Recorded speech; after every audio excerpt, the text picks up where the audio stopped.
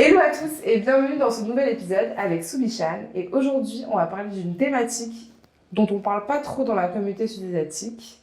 Et c'est avec Soubichan qu'on a décidé de lever le voile. Comment tu vas, Soubichan? Je vais bien et toi? Ça va, merci. Alors, on va commencer par notre première question pour un peu plus à te connaître avant de rentrer dans le vif du sujet. Est-ce que tu peux te présenter, s'il te plaît? Alors, je m'appelle Subichan, j'ai 20 ans et je suis étudiant en communication et je suis sri lankais. Ok, donc sud-asiatique. Est-ce que tu peux nous expliquer le motif de ta venue aujourd'hui?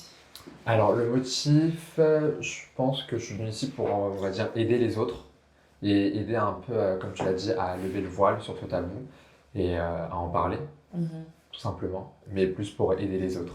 Ouais, ok, c'est vraiment le but premier, en tout cas, de ce genre d'exercice en général. Mais ça fait plaisir que tu te sens vraiment dans cette atmosphère-là.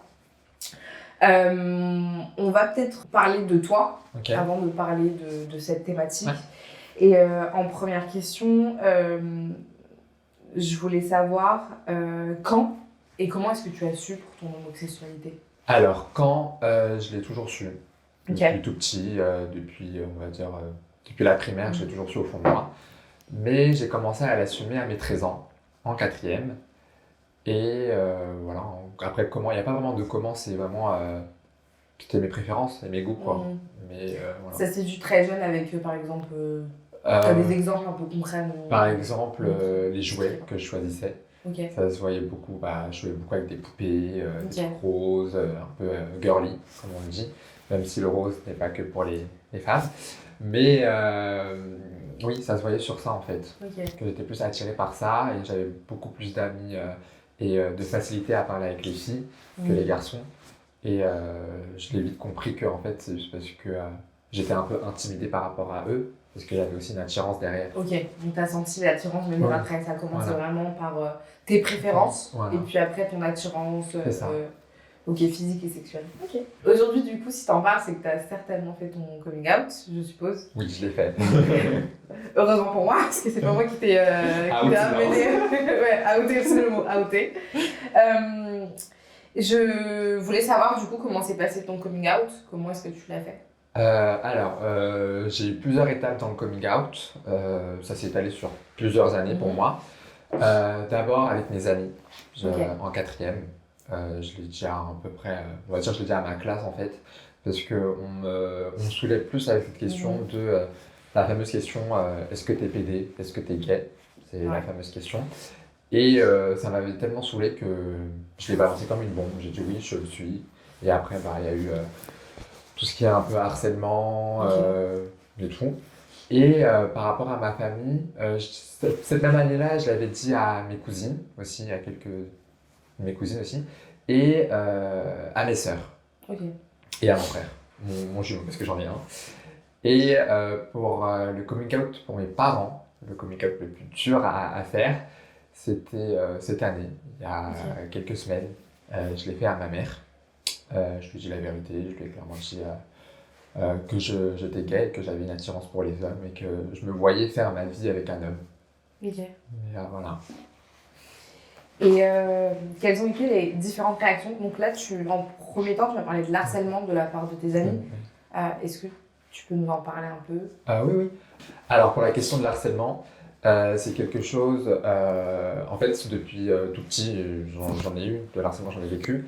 En primaire, par exemple, avec les questions est-ce que t'es PD, est-ce que t'es gay, c'était quelque chose de redondant, tous les jours, que je change de classe ou pas, tous les jours. Parce qu'en fait, on était une génération, nous les 2003, on était une génération, on se parlait tous, parce qu'on était tous de la même ville, c'est-à-dire on se connaissait tous, et c'était une petite ville.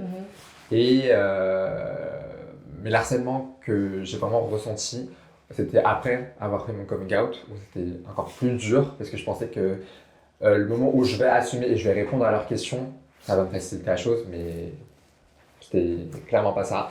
Au contraire, c'était un peu plus dur, où je me suis fait frapper, on m'a craché dessus, je me suis fait insulter. Je n'avais presque plus d'amis garçons à ce moment-là. Aucun mec ne me regardait par peur que je tombe amoureux d'eux. C'était des peurs un peu bêtes. Mais à ces moments-là, j'ai aussi eu des amis extraordinaires qui m'ont aidé faire face à l'harcèlement et à tout ça. Mais oui, mais sinon, les premières réactions que j'ai eues, c'était de l'harcèlement. Et mais bon, on est là, hein. Ça, en vrai, ça endurcit un peu l'harcèlement. C'est dur. C'est dur quand tu le vis, mais quand t'en sors de tout ça, tu te sens super fort. Ouais. Oui. Et si c'est l'impression que ça te donne, tant mieux. Mais bon, après, ce serait vraiment idéal de réduire, en tout cas, le harcèlement. Oui. Surtout sur des sujets comme ça qui sont très profonds à certaines personnes et dont, en fait, le combat est régulier et quasi constant, tu vois. Donc, en fait, on va pas combattre l'acharnement des autres, puis c'est trauma personnel. Ouais. C'est ça qui est compliqué. Mais bon, le plus important, vraiment, c'est de s'en sortir et d'avoir la capacité d'en parler aujourd'hui. Et je te remercie pour d'en parler, mais parce que c'est vraiment un sujet aussi que je voudrais mettre en avant et que j'essaie plus ou moins de faire par le biais de différentes interviews. Mais qu'on mette un petit point d'exclamation dessus, ça me fait aussi de toute façon, c'est pas la meilleure manière de devenir fort, d'être fort. Et c'est pas à cet âge-là qu'il faut être fort. Et t'as le droit, quand t'es petit, t'as le droit d'être faible et de faire des erreurs. C'est la chose. C'est vrai. Mais quand on est enfant, on est très intransigeant. On est très. C'est dur avec soi-même. Et vis-à-vis de tes parents, si tu peux nous expliquer un peu ce qui s'est passé, nous donner un peu leur réaction. Alors, vis-à-vis de mes parents, alors mon père, on n'est plus si proche que ça. En fait, on ne l'a jamais été. Alors, je m'en fous un peu de sa réaction et je ne sais pas s'il le sait ou pas, mais je n'ai pas ce besoin de faire mon coming out à lui parce que il a été là pour moi financièrement, mais sur la question d'encourager son enfant, d'être là pour lui mentalement et tout, je n'ai pas reçu cet amour d'un père et pour moi je me considère vraiment grandi par ma mère plus que mon père. C'est pour ça qu'aujourd'hui, c'est plus important pour moi de faire mon coming out à ma mère, que j'ai fait. Et sa première réaction, c'était de me dire « je t'aime ». Que ça m'avait un peu choqué parce que moi, au collège, je m'attendais plus à un sort de la maison, de sortir. C'était plus cette peur-là. C'est vrai que je me retenais vraiment de le faire avant d'être à l'aise financièrement. Parce que c'est pour ça que je l'ai fait aujourd'hui, parce que je suis à l'aise financièrement à côté. Que si elle voulait me mettre à la porte, j'aurais pas eu de problème à partir. Mais non, elle m'a dit qu'elle m'aimait. Et la deuxième phrase, c'était une maladie. Ça m'a un peu blessé, j'avais pleuré à ce moment-là. Elle m'a dit oui, c'est une maladie, ne t'inquiète pas, on va reprendre rendez-vous avec les médecins et tout. Il faut que tu recommences à prier. Tous les dimanches, il faut que tu reviennes à l'église et tout. Il y a eu tout ce truc-là. Et pendant, on va dire, 3-4 jours, elle était sur mon dos. Elle me surveillait, elle était là en me disant reste avec nous parce que moi je suis quelqu'un de très on va dire solitaire à la maison, je reste vraiment dans mon coin, pas avec tout le monde et elle me poussait à rester avec elle, à faire des sorties avec elle alors que j'en avais pas vraiment envie, mais on va dire pour m'aider parce qu'elle pensait que vraiment que c'était une maladie et ma mère c'est quelqu'un qui vit vraiment dans le regard des gens, elle vit pour les autres quoi et après c'est pratiquement dans toute la communauté sud-asiatique. Tout le monde vit pour les autres, spécialement nos parents. Et c'est pour ça que, en fait, elle pensait que j'avais pas la force, on va dire, d'assumer auprès de ma famille, de la famille en global, quoi. Et qu'elle avait peur que je me fasse critiquer. Et elle voulait pas se faire critiquer, qu'elle avait raté mon éducation, alors que rien à voir avec l'éducation. Et mais là, actuellement, je sais pas si elle est dans le déni. Ou si elle l'a accepté, mais on n'en parle plus, mais elle me surveille plus. On a repris un peu notre train de vie comme c'était avant, quoi. C'est une acceptation dans le déni. Je pense aussi que c'est une acceptation dans le déni. Mais il y a tellement cet aspect de la dignité du regard des autres qui est hyper présent chez les Sud-Asiatiques. Et d'ailleurs, je ne comprendrai jamais pourquoi, parce que c'est hyper nocif à des vies, quoi, d'être vraiment obstiné à plaire aux autres. Et c'est quelque chose vraiment, sur les générations en tout cas de nos parents, c'est un peu compliqué, c'est vraiment les autres qui font notre vie, quoi. C'est ça. C'est les autres qui dictent notre vie. Et alors que t'es même pas heureux avec cette vie-là. C'est ça qui est triste en fait, parce qu'au début j'étais vraiment en colère contre ma mère par rapport à ça, parce qu'elle vivait dans le regard des gens, c'est-à-dire que moi je pouvais pas m'assumer pleinement, ou quand je dis m'assumer pleinement, par exemple, mon style vestimentaire, ça a été, on va dire, une grosse phase Mhm. dans cette question de regard des gens. Parce que ma mère était là, en mode, mais ne t'habille pas comme ça fait un peu trop comme une fille, ne fais pas ci, ne fais pas ça. Alors que moi, j'étais heureux de la manière dont je m'habillais, de comment j'étais.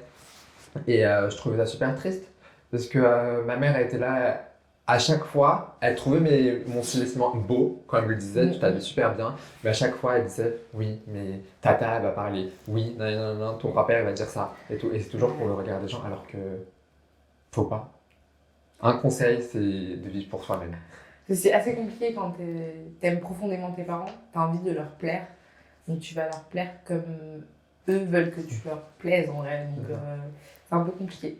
Faut un peu se détacher de ça, mais c'est un travail intense quoi, parce que je pense que tu peux témoigner aussi que c'est un travail intense de se détacher de tout ça et d'aujourd'hui être là et de parler de ce sujet. Alors que je pense qu'il y a même pas 5 ans, je pouvais pas parler ouvertement de ça. Moi, je pouvais pas parler. Ouais, c'est ça qui est fou, c'est que waouh, aujourd'hui c'est juste impressionnant. Mais c'est très important de se retirer du regard des autres. Même si c'est pour. C'est dur, mais. Même si c'est tes parents, quoi. Ouais, mais bon, c'est un peu compliqué au niveau des parents. C'est vraiment les expériences de vie de chacun. C'est ça, on peut pas les juger. On peut donner des conseils, mais on peut pas vraiment les juger. Tu sors un peu de la normalité sexuelle qu'inculque la société. Est-ce que pour toi, ça a été quelque chose de difficile ? Alors, au début, si là aujourd'hui je te réponds franchement, je vais te dire que oui, ça a été difficile. Et je trouve ça encore dur, même à cet instant-là, de me dire qu'aujourd'hui je suis apte à parler, tous mes amis savent, et que j'ai une confiance en soi incroyable, que je suis là, du top du top. C'est très très dur, parce que quand tu sors dans la rue, parfois ça se voit, parfois ça se voit pas. Mais quand tu ne rentres pas dans la norme de la société, ça se voit. Que ce soit pour quand tu es sud-asiatique ou pour la couleur de peau, pour tout et n'importe quoi. Hein. Mais pour l'homosexualité, je trouve ça encore plus dur parce qu'il y a on va dire cette haine, que ça soit inculqué par la religion ou que ça soit inculqué dans la culture. Mais aujourd'hui, j'en fais abstraction. Genre, je me dis, quand je vois des personnes un peu me regarder avec du dégoût ou quoi, je m'en fous un peu. Mais aujourd'hui, c'est une force pour moi de me dire que je sors de cette normalité. Je trouve ça super fort et je trouve ça pas mieux, si, en fait, si, mieux, parce que ça m'a rendu fort d'être anormal. On va pas dire, en sens, anormal. Anormal dans le sens où, oui. Voilà, mais non, je veux de dire sortir de la voilà. normalité, de sortir un peu de. Ouais. C'est vrai que si tu dis anormal, ça me porte à confusion. Après, je me dis oui, genre, quand je dis oui, je suis anormal, oui, c'est parce que c'est moi, et oui, parce que je sais que dans toute ma vie, oui, voilà, toute ma vie, on m'a dit que j'étais anormal, que j'allais pas rentrer dans cette normalité de homme. Alors c'est vrai qu'aujourd'hui, je me trouve plus fort qu'un homme. Je me dis, aujourd'hui, quand on dit oui, par exemple la phrase « t'as des couilles », ça veut dire que oui, parce qu'il a des couilles, parce qu'il est fort, et voilà. Moi, je pense que nous, les personnes homosexuelles, on a des couilles mais extrêmement grosses parce que aujourd'hui, on est là, on assume les choses, on vit pour nous et on fait face à tout, quoi. Et c'est pour ça qu'aujourd'hui, je me dis, on est même plus fort que les hommes. Et c'est ça que je trouve ça incroyable. Et que aujourd'hui, moi, je me considère même plus fort qu'un homme. Parce que aujourd'hui, tout ce qui est question de masculinité, c'est en mode oui, un homme fort et tout. Pour moi, les personnes homosexuelles sont encore plus fortes. Du coup, tu dois composer avec beaucoup plus de choses qu'une personne qui est un homme viril, masculin, etc. Qui rentre dans les critères que la société veut, quoi. Du coup, si on fait un peu l'historique, là aujourd'hui, pour toi, en soi, avec ton homosexualité, tu l'assumes complètement. Oui, complètement. Tu es passé par différentes phases. Du coup, est-ce que tu peux nous expliquer les différentes phases que tu as eues depuis plus jeune? Alors, quand j'étais jeune, j'étais dans l'incompréhension. Ça arrive, tu ne comprends pas pourquoi ça t'arrive, pourquoi tu préfères Kevin au lieu de Julia. Mais tu es dans cette incompréhension et après tu commences moi, pour ma part, j'ai commencé à détester cette partie de moi. Parce que dans notre culture, par exemple, on ne l'apprend pas. Et avec le fait de l'harcèlement aussi, tu comprends que c'est quelque chose de mauvais. Et même dans la religion, tu comprends que c'est quelque chose de mauvais. Tu te mets une pression fou à se dire « Ah purée, je ne me considère pas dans cette case, quoi, et comment je peux faire. Et j'ai commencé à détester cette partie de moi. C'est-à-dire, je me cachais plus souvent. De toute façon, quand tu vas grandir, ça va changer et tout. Alors, pas du tout, les gars. Ça ne va pas changer. Et au contraire, après que tu es dans l'incompréhension, que tu te détestes, j'ai eu le moment où tu commences à l'accepter. Et après, comment à aimer cette partie de toi, mais à vraiment l'aimer. Et je suis passé par cette case-là, en fait, l'incompréhension. Tu te détestes, t'acceptes, parce que si tu continues à te détester, ça va rien t'apporter. Tu te dis, bon, bah, on va voir si j'accepte comment ça se passe, et après tu vas commencer à aimer cette partie de toi, et c'est après ça qu'il y aura l'acceptation de toi-même. Ok. Et qu'est-ce qui t'a aidé du coup à t'accepter? À m'accepter, l'entourage, mes sœurs aussi. Ma sœur, elle m'a beaucoup aidé à m'accepter, et mes amis aussi. Et j'ai été suivi aussi par quelques psychologues qui m'ont aidé aussi à avoir un peu ce côté, on va dire, pas très émotion, mais ce côté un peu avec les faits. C'est Oui. comme ça en fait, c'est comme ça, c'est naturel, Subichan. Quelque chose assez théorique. Oui, tu voilà, cherchais. c'est théorique. Alors que chez les amis, c'est vraiment en mode de l'émotion. Tu te dis, oh, il dit ça parce qu'il t'aime, tu vois. Oui, oui. Et alors Tu que. voulais un avis distancé, Ouais, voilà. de professionnel. C'est ça. Et ça va plus t'aider aussi parce que tu te dis, oui, cette personne-là, elle est là pour t'aider au fond, mais elle peut grave te dire en mode, oui, t'es homosexuel, bah, dommage, ah, c'est pas bon et tout.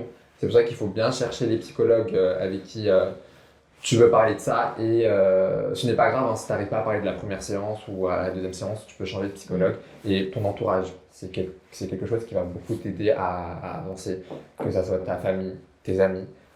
Reste dans un entourage où ils t'acceptent comme tu es, et ne reste pas dans ton entourage, même si tu les aimes, hein, s'ils sont homophobes, ne reste pas. Par exemple, l'homophobie, on ne le dit pas assez, mais les personnes qui disent ah, moi, je verrai jamais si mon mec il est bisexuel, alors ça, non, je n'aime pas. Red flag. Tu dis c'est mort. Si cette personne elle réfléchit comme ça, mais elle est amie avec toi parce que t'es gay, t'es à l'extérieur, ou quelqu'un qui te dit ah, moi, mon frère, s'il est homosexuel, je l'accepterai jamais. Hein. Mais toi, Subicène, c'est pas grave. Pareil, tu peux pas. Et il faut que tu saches poser tes limites sur l'homophobie, de ce que tu dois accepter et ce que tu vas accepter. Et c'est ça qui va aussi t'aider à grandir. Une question un peu portée sur du coup ta culture sud-asiatique, que ta maman t'avait inculqué la culture sud-asiatique, que t'es quand même dedans. Que toute ma famille m'a inculqué. Oui. Genre vraiment, on est une famille où Bien sûr. même si aujourd'hui par exemple on est né en France, on a été on va dire vraiment baigné dans la culture. J'ai pris des cours jusqu'au 6e niveau. Je sais écrire ma langue, je sais la parler. Je comprends très très bien les films, les musiques. On regarde beaucoup de films à la maison. Pareil pour les musiques. On y va à beaucoup de fêtes. On se mélange dans cette culture où, pour moi, j'aime cette culture et je la trouve tellement belle, la culture sud-asiatique. Et oui, j'ai grandi dans cette culture. Et le fait d'être homosexuel, est-ce que c'est perçu différemment justement dans la culture sud-asiatique? Alors, je veux dire en fonction de moi et en fonction de ce que j'ai vu dans ma famille et dans mon entourage. Au début, je pensais que ça allait pas passer, que toutes les personnes qui sont dans cette culture-là seront homophobes, parce que c'est l'expérience qui me fait dire ça. Par exemple, j'ai eu du mal à me faire des amis sud-asiatiques par rapport à ce que je suis. J'ai eu beaucoup de critiques par rapport à ça. Me dire que c'est contraire à la culture, ils vont jamais t'accepter, le jugement. À chaque fois, je me disais, bon, toutes les personnes qui sont dans cette culture, c'est-à-dire qu'ils sont homophobes et je pourrais pas. Et j'ai commencé aussi à détester cette culture en même temps quand je me suis détesté. Je voulais vraiment me concentrer sur la culture, l'autre culture, la culture française. Mais au contraire, quand tu vois que tu acceptes les gens et que tu ouvres un peu plus tes portes, et que tu parles plus avec les personnes, tu peux voir que des personnes sud-asiatiques sont aussi ouverts que toi, même s'ils ont été baignés dans cette culture depuis tout petit, et qui comprennent les choses et qui t'aident aussi. Et par exemple, aujourd'hui, ma sœur, c'est moi, j'ai fait son éducation, ça ne marche pas vraiment, mais j'ai une grande cousine aussi qui m'a beaucoup aidé par rapport à tout ça. Et j'ai quelques amis, sri-lankais, indiens, pakistanais aussi, qui sont super forts et qui m'aident par rapport à ça aussi. Une chose parce que c'est à peu près, on a toute cette culture-là. Au début, c'est super compliqué de te faire des amis dans cette culture-là, mais tu verras qu'on n'est pas tous pareils. Et il ne faut pas mettre toutes les personnes de la culture asiatique dans la case homophobe, misogyne, macho ou sexiste. Tu verras que c'est vraiment l'éducation qui fait que soit tu es mature et tu es intelligent, soit tu es débile et immature. Alors, tu me disais, quand je t'ai posé cette question, que tu voulais proposer ton analyse par rapport à toi, mais aussi par rapport aux autres. Est-ce que tu peux nous détailler un peu ta pensée? Alors, par rapport aux autres, quand j'ai commencé à me faire des amis par rapport aux sud-asiatiques, j'ai compris que leur histoire était un peu pareille que moi.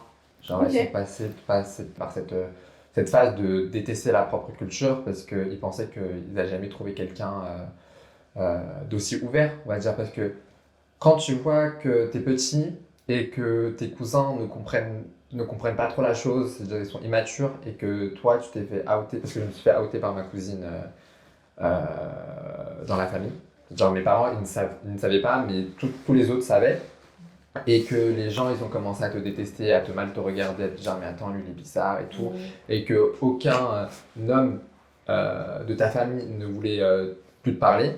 C'était un peu compliqué et je voyais que c'était pareil. Et tu vois que tu étais mal à l'aise par rapport aux personnes, par rapport à tes cousins. Ouais. Alors que quand tu étais petit, c'était les premiers avec qui tu rigolais, avec qui tu grandissais, avec qui tu jouais quoi. Et voir que juste une seule chose de ta personnalité a fait qu'ils te détestent aujourd'hui, je pensais que c'était comme ça dans toute la culture, que toutes les personnes vont détester. Et pour les autres, pareil. J'ai eu plein d'amis, j'en ai parlé avec plein d'Indiens.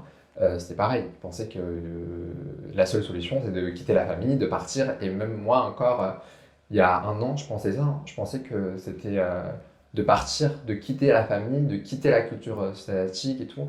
Mais c'est après que tu comprends que tu n'as pas besoin de quitter la famille. Il faut juste que tu coupes les ponts avec les personnes toxiques autour de toi et que tu essayes d'inculquer et d'éduquer, que ce soit tes parents, que tes cousins, et d'en parler avec eux.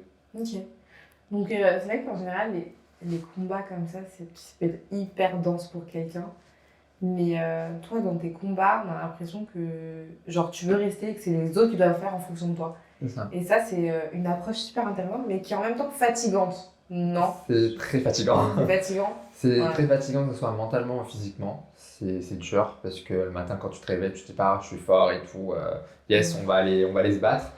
Moi, en tout cas, j'ai envie qu'on avance et que demain, nos enfants, quand ils vont grandir, ils peuvent se dire oui, papa, j'ai un petit ami, oui, j'ai une petite amie et tout, et qu'il n'y a pas cette question d'avoir peur ou de dire que oui, on fait partie de cette culture sud-asiatique, c'est-à-dire ils vont me juger. Moi, je veux que demain, notre culture soit ouverte à tout, ouverte vraiment à tout, que ce soit pour la culture LGBTQ+, ou tout, en fait, la grossophobie, le colorisme, la double culture. Je veux que notre culture soit grandisse. Oui, voilà. Un peu plus ouvert d'esprit. Voilà. Et c'est ce qu'on est en train de faire. Oui, voilà. Je pense qu'avec des personnes déjà, déjà comme toi et moi, je pense, avec l'effort qu'on fait pour, dans notre entourage ou même dans un entourage qui peut être lié sur les réseaux sociaux, parce qu'on est quand même, pour le dire que les réseaux sociaux ça aide énormément, on est en train de faire ce travail,